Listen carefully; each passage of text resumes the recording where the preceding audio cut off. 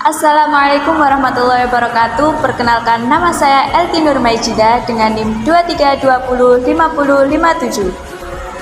Saya Iqbal Nur Habib dengan NIM 23205042. Saya Diva Amalia Novayanti dengan NIM 23205044. Baik, di sini kami akan mempresentasikan Microsoft PowerPoint sebagai media untuk presentasi profesional. Langsung saja masuk ke pembahasan yang pertama, yaitu prinsip desain presentasi efektif. Desain presentasi efektif memiliki beberapa prinsip. Di sini ada 9. Yang pertama, keseimbangan, 2, kesatuan, ketiga, penekanan, kemudian yang keempat, irama dan repetisi, yang kelima, proporsi, yang keenam, kontras, yang ketujuh, hierarki visual, yang kedelapan, kesederhanaan dan konsistensi, yang kesembilan, harmoni dan tipografi. Kita masuk yang pertama, yaitu keseimbangan.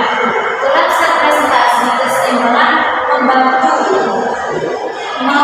menciptakan stabilitas visual agar audiens merasa nyaman dalam memandang keseluruhan tampilan. Kemudian yang kedua adalah kesatuan. Kesatuan itu bagaimana maksudnya? Yaitu keterpaduan antara semua unsur visual agar tampilan presentasi terasa utuh dan tidak terpisah-pisah. Kemudian yang ketiga ada penekanan, yaitu digunakan untuk menonjolkan elemen penting agar segera menarik perhatian audiens. Kemudian yang keempat yaitu irama dan repetisi. Irama membantu audiens mengikuti alur penyajian dengan nyaman dan sistematis. Sedangkan repetisi adalah untuk penerapan irama dengan mengulang elemen tertentu seperti warna, icon, bentuk, atau posisi.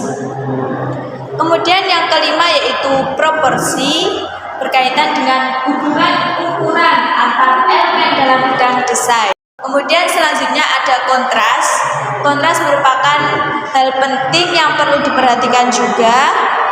Kontras merupakan perbedaan yang mencolok antara dua atau lebih elemen visual seperti warna, ukuran, bentuk, atau tekstur. Kemudian selanjutnya yaitu hierarki visual yang berfungsi untuk mengatur urutan perhatian audiens terhadap elemen-elemen dalam slide. Kemudian yang kedelapan, kesederhanaan dan konsistensi. Semakin sederhana tampilan, semakin mudah audiens memahami pesannya. Selain kesederhanaan, konsistensi juga harus dijaga, seperti jenis huruf, ukuran, dan tata warna yang sama di seluruh slide. Yang terakhir yaitu harmoni dan tipografi. Salah satu aspek yang penting dari harmoni adalah harmoni warna untuk menciptakan kombinasi warna yang seimbang dan estetis dalam sebuah desain. Tipografi bukan hanya soal estetika, tapi juga strategi komunikasi agar pesan tersampaikan secara jelas dan efektif. Materi yang selanjutnya yaitu mengenai visual storytelling. Visual storytelling adalah teknik yang digunakan untuk menyampaikan pesan melalui media gambar maupun visual. Contoh dari visual storytelling yaitu bisa grafik, animasi, ataupun video untuk menciptakan narasi yang menarik dan mudah dimengerti oleh audiens. Untuk manfaat dari visual storytelling sendiri itu ada 3. Yang pertama, meningkatkan daya ingat. Dengan adanya visual storytelling, diharapkan audiens mampu lebih mudah dalam mengingat pesan-pesan yang disampaikan. Kemudian yang kedua, membangun brand image. Visual storytelling dapat membantu membangun brand image yang kuat dan menciptakan narasi visual yang konsisten dan mengikat. Kemudian yang ketiga yaitu meningkatkan interaksi sosial. Visual storytelling juga dapat meningkatkan interaksi berinteraksi dengan membuat konten yang menarik dan menggugah.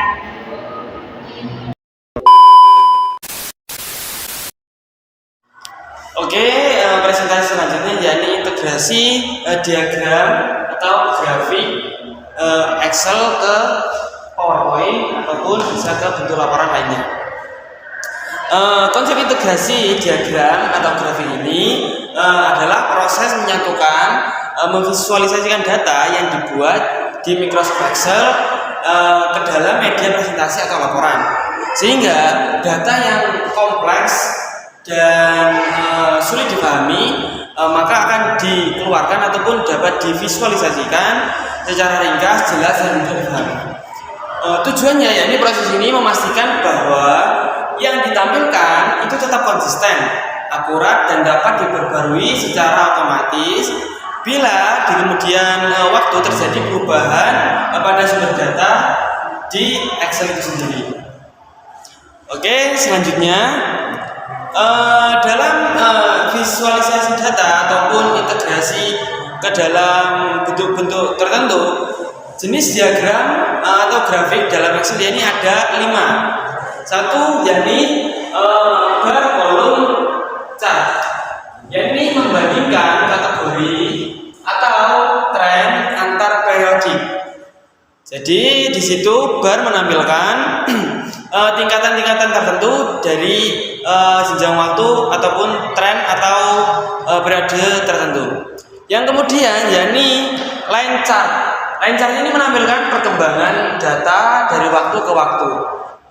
Yang mana data ini dapat memberikan informasi berupa perkembangan sistem, kenaikan jumlah data siswa dan lain sebagainya. Yang ketiga yakni pie ataupun donut chart.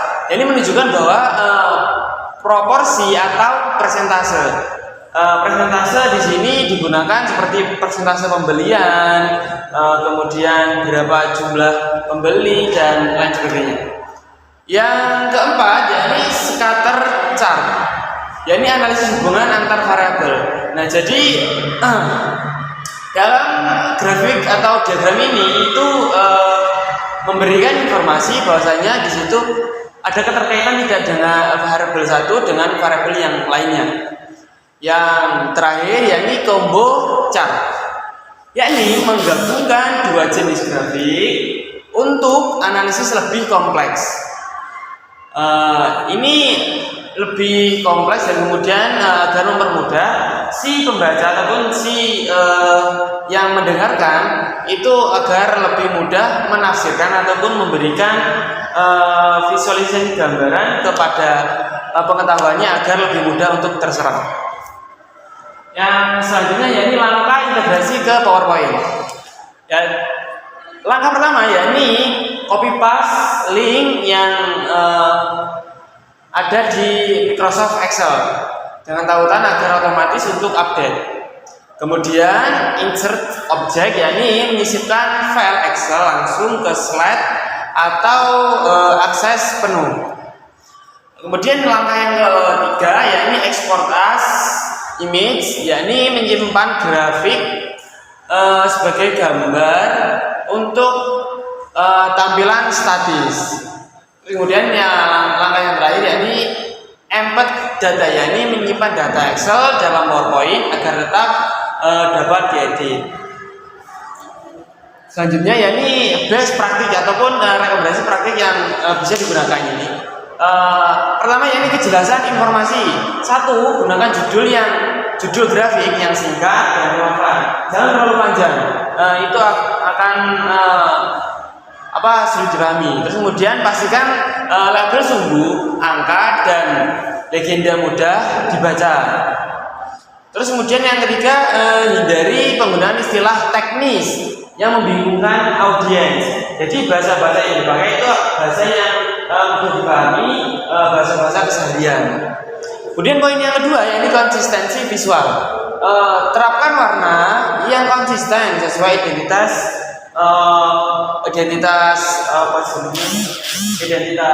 pembahasan ataupun gambar yang telah diterapkan dari awal. Yang kemudian gunakan font yang seragam antara grafik dan teks presentasi.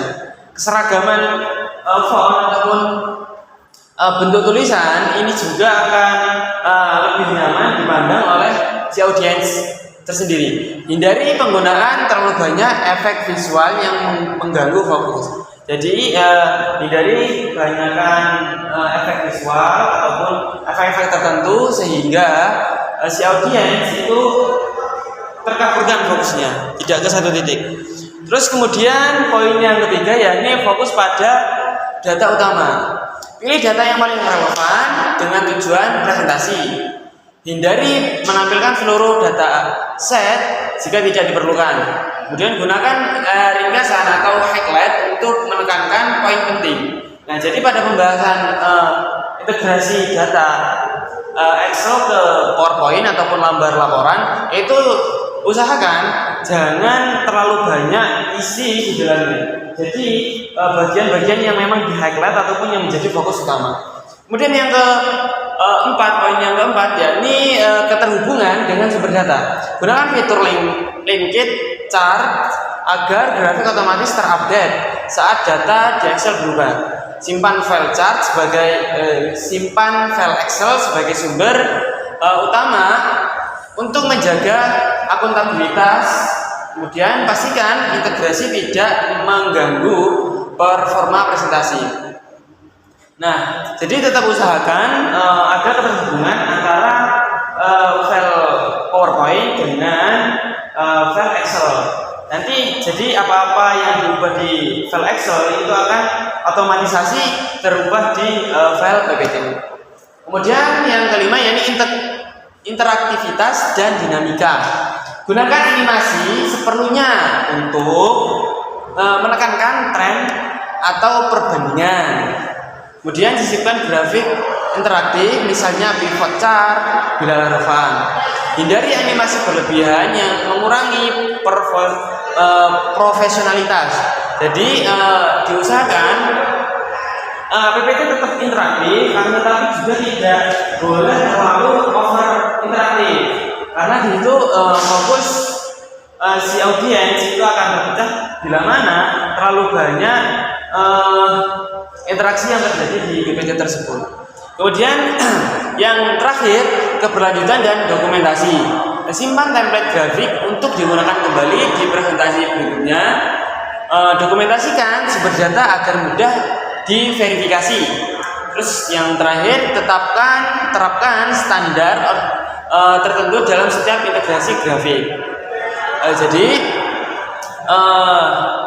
file PPT ataupun file-file yang sudah kita buat itu kita simpan sebagai arsip, dan bila mana kita butuhkan di lain hari atau lain waktu kita sudah memilikinya. Oke, next. Manfaat yang diberikan. Satu, data kompleks disederhanakan dalam bentuk visual sehingga kesan audiens dalam menyerap informasi yang disampaikan itu agar lebih mudah. Yang kedua, mempercepat pemahaman audiens tanpa penjelasan panjang. Dengan visualisasi data yang relevan ataupun cocok dengan pembahasan, maka itu akan mempermudah pembahasan ataupun mempermudah internalisasi informasi ke audiens. Kemudian yang ketiga, grafik berbasis data meningkatkan kepercayaan terhadap informasi.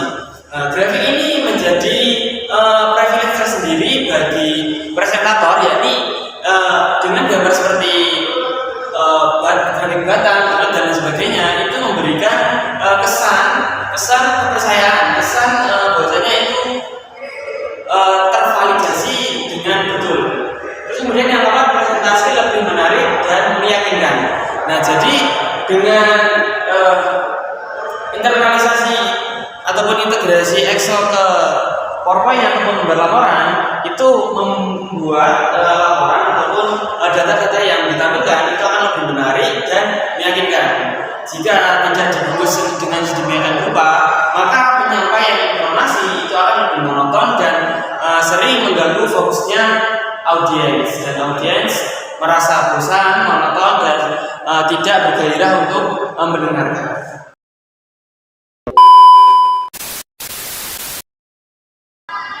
Baik, untuk materi yang ketiga adalah tentang praktik presentasi proposal untuk kegiatan sekolah atau madrasah. Nah, dalam pembuatan presentasi proposal kegiatan sekolah atau madrasah, kita harus menggunakan prinsip atau pedoman agar audiens itu mudah memahami apa yang disampaikan oleh kita. Nah, untuk yang pertama adalah pada slide pertama itu terdapat salam pembuka, kemudian perkenalan singkat antara anggota atau tim dalam kegiatan sekolah, kemudian penyampaian maksud dan tujuan diadakannya kegiatan tersebut. Kemudian pada slide yang kedua adalah menjelaskan mengenai latar belakang pelaksanaan kegiatan tersebut, di mana di situ menjelaskan permasalahan atau kebutuhan yang akan dilaksanakan pada kegiatan tersebut dan juga manfaat bagi sekolah itu sendiri ataupun bagi peserta didik.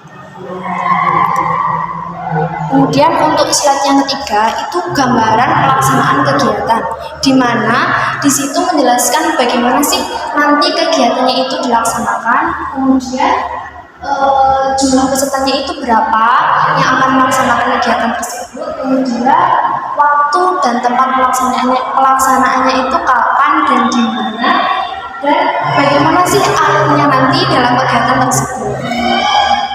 Kemudian untuk slide yang keempat adalah dukungan dan kebutuhan kegiatan. Itu berisi sumber daya yang dibutuhkan dalam proses kegiatan tersebut, kemudian perkiraan anggaran atau keuangan secara global, kemudian komitmen panitianya dalam melaksanakan kegiatan tersebut.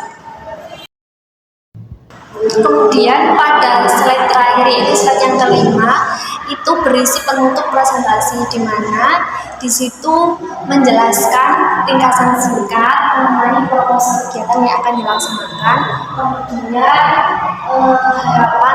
harapan untuk mendapatkan persetujuan dari pihak internal maupun eksternal, kemudian ajakan kerjasama untuk menyukseskan kegiatan tersebut.